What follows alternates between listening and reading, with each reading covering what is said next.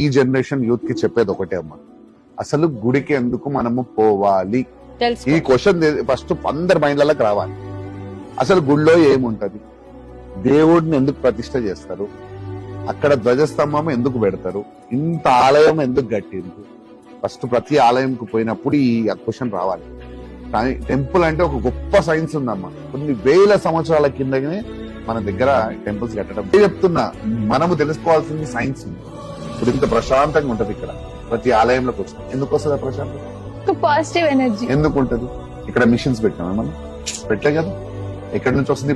Natural గా వస్తుంది. Natural గా వస్తుంది. ఎందుకు వస్తుంది? ఇక్కడ ఒక ఏదో పవర్ అంతే. ఎక్కడి నుంచి వస్తుంది?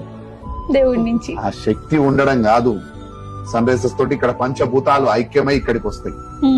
ఇక్కడ కూడా ఎందుకు ఉంటాయి అది ఆ ప్రశాంతత?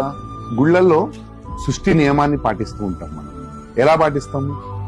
సూర్యోదయం కంటే ముందే ఇక్కడ అన్ని క్లీన్ అయిపోతాయి. ఆ సూర్య కిరణాలతో పాటు పంచభూతాలు ఐక్యమై ఆ శక్తి ఇక్కడికి రావడం జరుగుతుంది. ఇక్కడ ఆల్రెడీ ఒక గర్భగుడిలో ఉన్న ఆ శక్తి స్వరూపాన్ని ప్రాణ ప్రతిష్ఠ అంటారు. అక్కడ ఒక శక్తి ఉంటది. ఆ శక్తి ఈ పంచభూతాలు ఐక్యమై ఆ సూర్యుడితో కలుపుకొని ఆ శక్తి రెండు ఏకమైనప్పుడు పంతులు గారు చదివే మంత్రాలతోటి ఆ శక్తి పెరుగుతా ఉంటది ఇక్కడ జరిగే క్రియతోటి.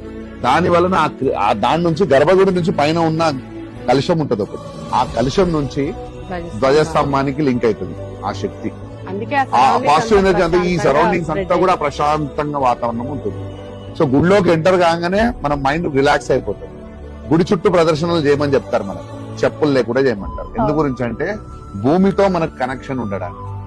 కనెక్షన్ ఉన్నప్పుడు ఈ కింద ఉన్న శక్తి, ఇక్కడ ఉన్న సరౌండింగ్స్ లో ఉన్న శక్తి వల్ల మన బాడీలో ఆటోమేటిక్ గా ఆ ప్రశాంతమైన వాతావరణం ఈ గుళ్ళలోకి రావడం జరుగుతుంది. గుళ్ళోకి రాగానే మన శరీరం అట్లా ఫీల్ అవుతుంది. సో ఇంత సైన్స్ ఉంటుంది. ఇక్కడికి వచ్చి ఆ ప్రదర్శన చేసుకొని గుడి ముంగడికి వచ్చి దేవుడిని మొక్కితే మనకు ఆ ప్రశాంతమైన వాతావరణం నెక్స్ట్ మినిట్ మళ్ళీ కొత్తగా మొదలవుతుంది. ఎంత కష్టం వచ్చినా ఏం చేసినా మీరు ఎవరితో మాట్లాడతారు? అమ్మా నాన్నలతో మాట్లాడతారు. అమ్మా నాన్నల తర్వాతనే మనకు కనిపించే దేవుళ్ళు మన అమ్మా నాన్నలే, గుర్తుపెట్టుకోండి. తర్వాతనే దేవుడు. మనం ఎవరికి ఫోన్ చేస్తాం? అమ్మకో నాన్నకో ఫోన్ చేసి మన బాధ చెప్పుకుంటాం. సో గుడి కూడా అట్లాంటిది. ఈ సృష్టికి అమ్మ నాన్నల ఆ శివ పార్వతి ఏ దేవుడు అయినా కానీ అక్కడ ఆ గుడిలోకి వచ్చి మనం ఎవ్వరికి చెప్పకపోయినా ఇక్కడికి వచ్చి మనం వాళ్ళని తలుసుకొని నాకు ఈ కష్టం ఉందని మొక్కుకొని పోయిన తర్వాత నువ్వు మంచిదైతే ఖచ్చితంగా నీ కష్టం నెరవేరు. ఇక్కడ నుంచి నువ్వు ఇక్కడ రాగానే నీ మైండ్ రిలాక్స్ అయిపోతుంది. ఎందుకు అవుతుంది? బాడీ రిలాక్స్ అవుతుంది, మైండ్ రిలాక్స్ అవుతుంది. నెక్స్ట్ మినిట్ కొత్త ఆలోచనలు మొదలైపోయింది. ఇది గుడి. ఇంత సైన్స్ ఉంటది ఇక్కడ. ఈ సైన్స్ ని మనం నెక్స్ట్ ఈ జనరేషన్ తెలుసుకోవాలి. నేను అందుకోసం గుడి ఎందుకు ఉంటది, గుడి విగ్రహం ఎంత ప్రతిష్ట చేస్తారు, ఇవన్నీ తెలుసుకోమంటుంది. టెంపుల్ సైన్స్ గురించి ఫస్ట్ తెలుసుకోండి.